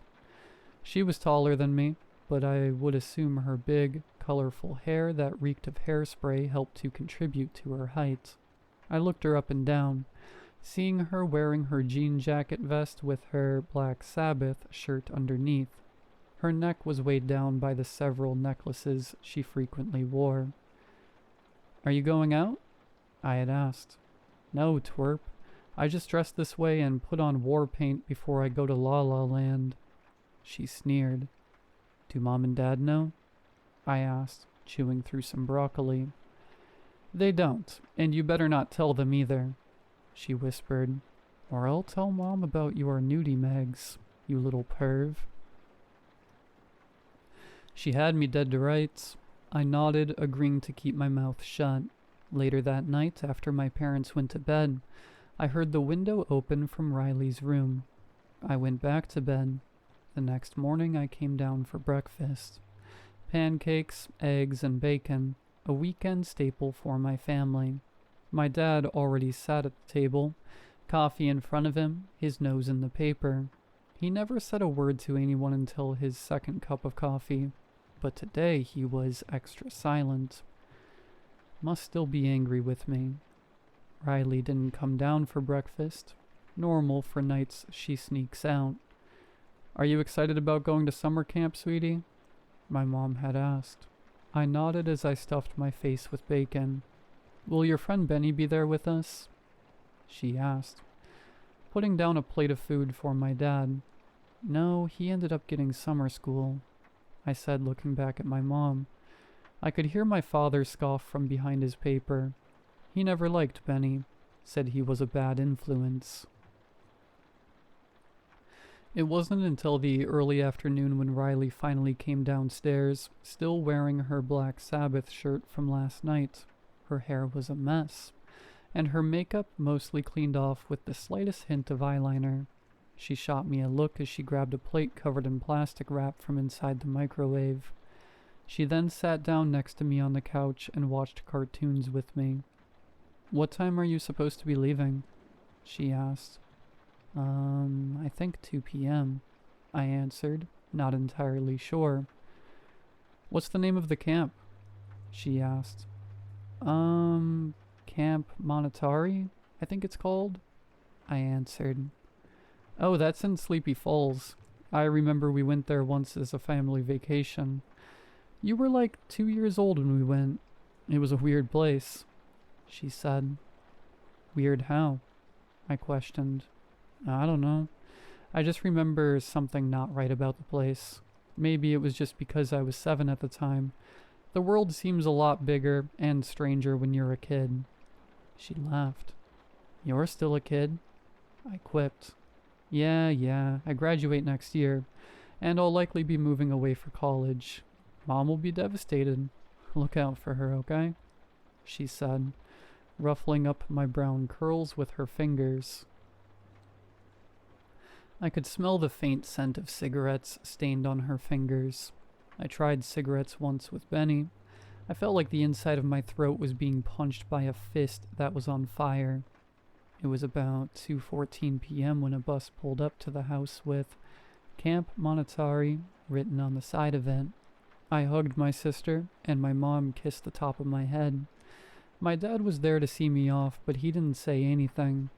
Didn't even shake my hand like he normally would do whenever I went somewhere for a long time. It was about a 4-hour drive until we reached the small town of Sleepy Falls. The bus weaved through the winding streets of the market district of the town. The townspeople all would come out of the shops to see the bus drive by. None of them waved or smiled. They just looked at us. When we reached the tree line for the forest, it was another 20 minutes until we reached the camp. The counselors greeted us at the bunkhouses and commanded us to gather our belongings and head to our designated bunks. The first few days at camp were mostly just a tour of the camp. It had a lake with boats and fishing, various tables for eating and crafts, an archery area, a go-kart track, and a garden. There was a hiking trail that would lead deeper into the forest. By the 4th night, the counselors sat us by a fire to share ghost stories. Miss Keene, could you tell us about how the camp got its name? One kid asked. The young counselor, known as Miss Keene, was only a few years older than my own sister, with straight red hair that was pulled back into a ponytail. Of course, so the town of Sleepy Falls was founded by European settlers in the 15th century. There was a local legend about a forest guardian, known as the Monetary, that would stalk the forest and abduct those who wandered into the woods. No one knows if this legend was brought over by the European settlers, or if it was a story created by the local tribes. Some say it's some sort of fae. Others say it's a spirit, she explained. I raised my hand to gain an answer to the question that began to swell my brain. Yes, Max, was it? She said, pointing at me. Why would they name the camp after a monster that abducts people? I asked. I believe it was in honor of the creature's benevolent behavior as a protector of the forest, she answered. Now, how would you all like to hear the story of the horseman from hell? She asked. The kids cheered, ready for the next scary story. I didn't pay much attention for the rest of the night. When we all turned in for bed, I just thought about how much I already missed home. My mom, Riley, even my dad. The next couple of months were just regularly scheduled events. A couple of weeks before the end of camp, Miss Keene became sick. She stayed in her bunkhouse most days, only occasionally being seen from her window, watching us play. Eventually, we stopped seeing her. I asked another counselor what had happened to her. Oh, Miss Keene? We had to send her to the hospital. She was really sick and not getting any better, he answered. Will she be back before the end of camp? I asked. No, maybe next year, he answered. Hey, no more questions. Let's get ready for one of our last nature hikes, he said. The hike was like all the others. Same trail, same trees, same plants. During the hike, I started to lag behind a bit, daydreaming about what happened to Miss Keene, and thinking about how by the end of the week, I'll be back home. I hope my dad isn't still mad at me. Max! A voice reached out from behind a tree. I stopped in my tracks looking around, but I didn't see anyone. Max, the voice said again. I recognized that voice, even though I hadn't heard it in 3 weeks. It was Miss Keene. Miss Keene, is that you? I asked. Please help me. You don't have to do this, Miss Keene said. Please follow me, children, she called to me. Guys, hey, I found Miss Keene. I think she's hurt. I yelled to the group ahead of me, but they didn't hear me. I decided to follow the voice to find Miss Keene. If she was hurt, I could help her using the first aid skills I learned from one of the camp events. I followed the voice further into the forest, further away from the trail. Before I knew it, I got turned around. I was lost. I never found Miss Keene. I decided to backtrack the best I could back to the camp. Somehow, some way, I made it back. I was still being embraced by my mother. She was crying on my shoulder. I could feel her hot breath from her wails against me, her tears slowly dripping into my shirt. From the den, I heard a loud pop sound. It was a similar sound to when Benny accidentally shot the gun in there months ago, just more muffled. I could hear rumbling coming from the stairs as Riley came running down there. What happened? She cried. She came and stopped in the doorway as soon as she saw me. Riley? I said as I pulled myself away from my mother's grasp. She collapsed to her hands and knees as she cried even harder into the tile. What the? She screamed as she turned around and ran back upstairs and slammed her bedroom door. I walked over to the phone on the wall and picked it up and listened. I could hear Riley's ragged breath, her trying to hold back tears. 911, what is your emergency? A voice asked. Hello? Please send help. I'm at 3232 West Holly Lane, she said desperately. What is happening there? The operator asked. It's my brother. He's downstairs with my mother. I think my father shot himself, she cried. Your father shot himself? Okay, we'll send a cruiser and an ambulance your way, the operator said. No, that's not it. My brother disappeared a month ago at summer camp. They found his body in the woods. We buried him last week. That thing downstairs is not my brother, she screamed, her voice finally breaking down in cries of both sadness and fear.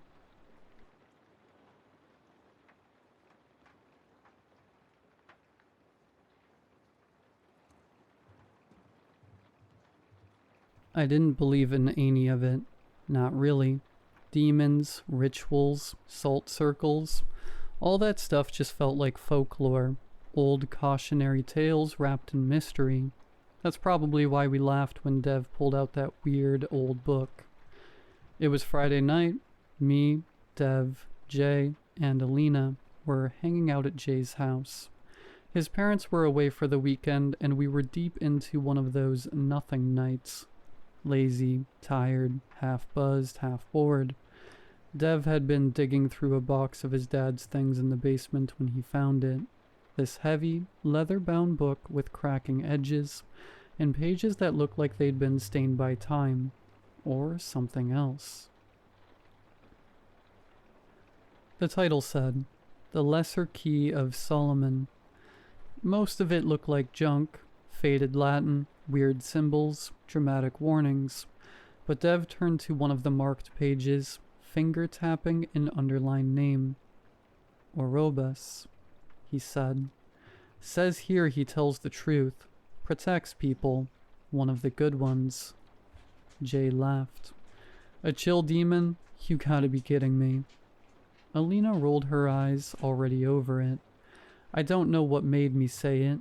Was it boredom, too much beer, or sheer curiosity, but I said, let's summon him. We weren't being serious. It was just something dumb to kill the time, get some laughs, maybe get a few clips to post later. We lit a few tea candles from the junk drawer, sat in a circle on the cold concrete floor, and Dev read the words out loud. We skipped most of the steps. We couldn't be asked to go through all that and waste time. No protective circle, No fancy herbs or incense. Just candlelight and bad decisions. And nothing happened. That just made us laugh harder. It was fun. We bashed each other, tried to scare each other a bit, and ultimately shrugged it off and went to play Mario Kart. But after about 20 minutes, the basement door creaked open. Jay swore he'd shut it tight, but those doors were iffy. He went and locked it. We still got some laughs, saying that maybe the chant succeeded. Then we heard a soft knock upstairs. Just once. Soft enough to not be intrusive, but sharp enough to stop our talking. Then came the sound of a pan hitting the floor in the kitchen. Jay went up to check, came back frowning. The pan wasn't even near the edge. It was pushed off. Probably the cat. I remember Alina saying something like, "Must have been the draft." But I wasn't convinced. The air felt heavier, not cold exactly, just wrong. I didn't feel at ease anymore. Something felt off. Then something slammed into the wall behind us, loud, deliberate, hard. We all jumped, even Dev looked rattled, and he was the one that didn't get pushed off the rails easily. I saw that he looked freaked out, terrified at this point. He grabbed the book again and started reading more clearly. His brow furrowed, and the rest now realized this wasn't a prank anymore. Oribus, if summoned without circle or seal, may wander freely, though not of harm by hand. He grows stronger through fear and time. He may torment, mislead, and draw harm from the world to you, to reveal the truth. At the final hour, when shadow becomes flesh, he may touch. He may take. Protection lies in circles of salt and in the light. He cannot cross either unless broken. If he does not possess a soul until daybreak, he shall return to his realm. Jay's laugh came out sharp and short. Nice, real funny. Then we all heard it, breathing, right next to my ear. Cold, uneasy, and damp, and very much there. I freaked out, turned, expecting something, someone, anything. Dev's voice cracked when he shouted, "We didn't bind it. It says right here, no binding, no control." More noises upstairs. Then a bulb popped in the stairwell. Alina screamed. Jay cursed. I didn't say anything. I was trying not to lose it. We scrambled. Dev tried Googling binding rituals. Yes, funny, but not so funny when we faced something we didn't understand. This was supposed to be fun, a joke. We realized all too late that it wasn't. I ran upstairs and grabbed a bag of salt, and we poured it around us in a shaky ring. All of us standing close now, barely speaking, undecided if we should watch around us or each other. Then the light started dying. One bulb, then another, then another. Pop, pop, pop. Always just outside the circle. The darkness was creeping closer with each pop. We knew we were in real danger now. I held up my phone's flashlight. It flickered, but the battery was full. It shouldn't have. Dev read again, barely above a whisper. He may not touch the soul unless it slips from light into dark, or into dream. Don't fall asleep, Alina said, and her voice broke halfway through. I don't think that'll be a problem, Dev said. Doubt anyone could sleep. It was now 4:25 a.m., and we just had to make it until sunrise. Time went slow, but it moved. The next hour, I don't even know how to describe it right. There were scratching sounds. Not constant, just enough to keep you from forgetting.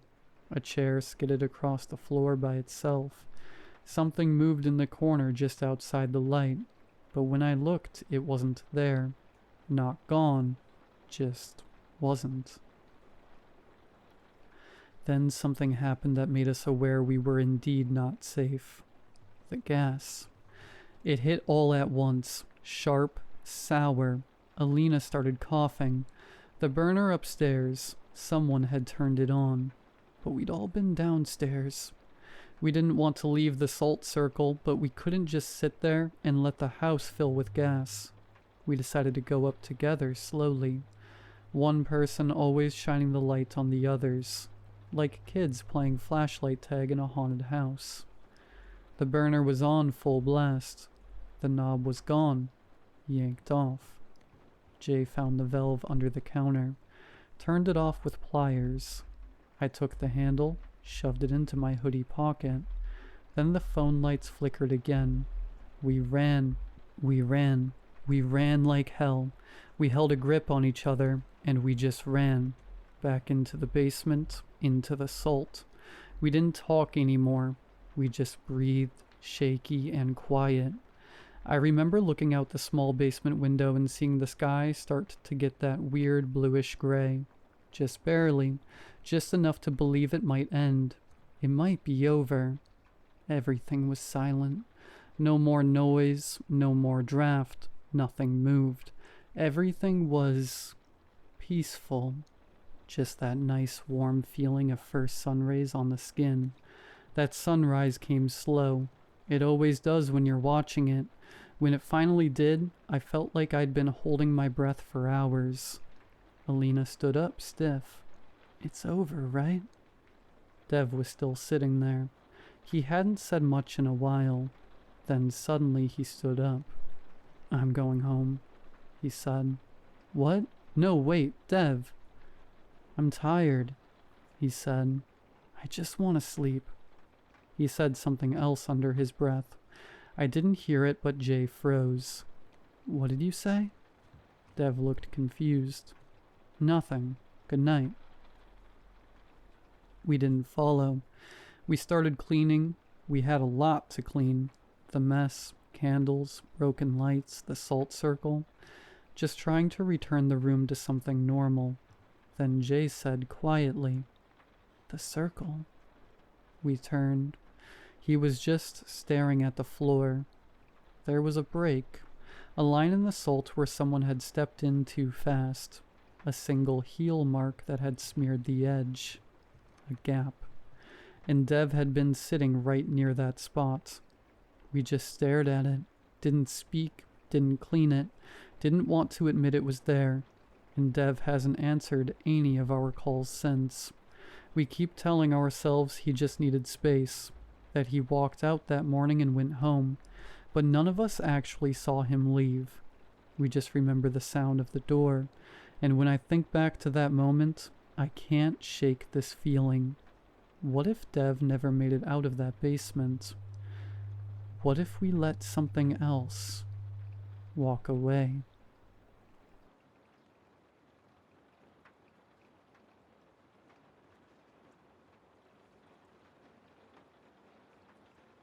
Hello, my friends. I'm not really sure how to get started, but I had something exceptionally bizarre happen to me. I've told a few people in my life, and usually the response I get is something along the lines of, "That's pretty frickin' wild," or, "Oh, okay." Anyway, I'm not really sure what to do with this experience. You see movies or read stories and expect a payoff or crescendo or something of that nature whenever something big happens. But real life has a way of not caring for your resolution. Anyway, I apologize for rambling, and I will just get started. My story begins when I was 19 years old. Just a kid, really, doing dumb stuff that kids do. I had this neighbor, Mr. Onyx Dragons. He had a really cool name. I remember thinking it was the coolest name I'd ever heard. Unfortunately, Mr. Onyx Dragons was just a regular old man. He didn't do anything out of the ordinary, didn't look or act strange. He didn't seem to be hiding any secrets, no matter how much I wanted him to contain some mystery.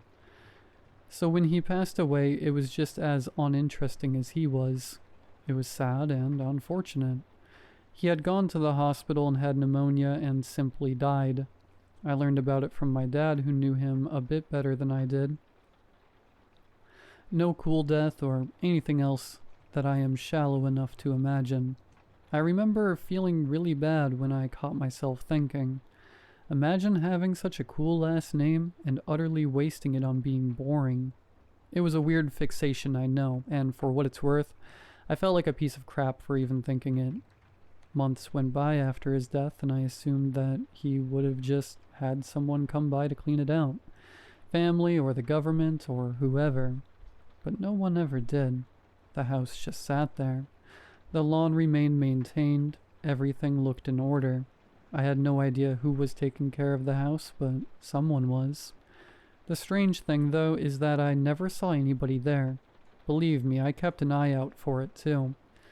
One day I decided enough was enough. For no particular reason, I decided to break into his house. I don't really know why I did. I suppose it just bothered me the way it sat there seemingly frozen in time. The truth is, he bothered me, despite the irrationality of it. I could not stop thinking about him.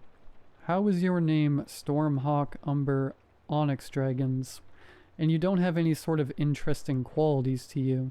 I feel like my parents had given me such a name. I would either feel compelled to do something crazy like becoming a Navy SEAL or something awesome. I feel crazy to even acknowledge how much it bothers me. I know it's silly. Anyway, breaking in was easy enough. I didn't even have to break anything really. I simply went around the back of his house, found a window that was unlocked. I managed to open it and crawl inside. I broke in during the day when everyone was at work, and I didn't want to use any unnecessary electricity or anything. I didn't know if the electric company would notice and investigate or not. Upon entering his house, I landed in what looked like a regular living room.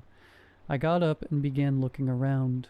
Much to my great disappointment, his house was as boring as he was. In fact, even so much to the point that his house was unsettling in a weird way. Everything was too nice, like it was a life-size dollhouse.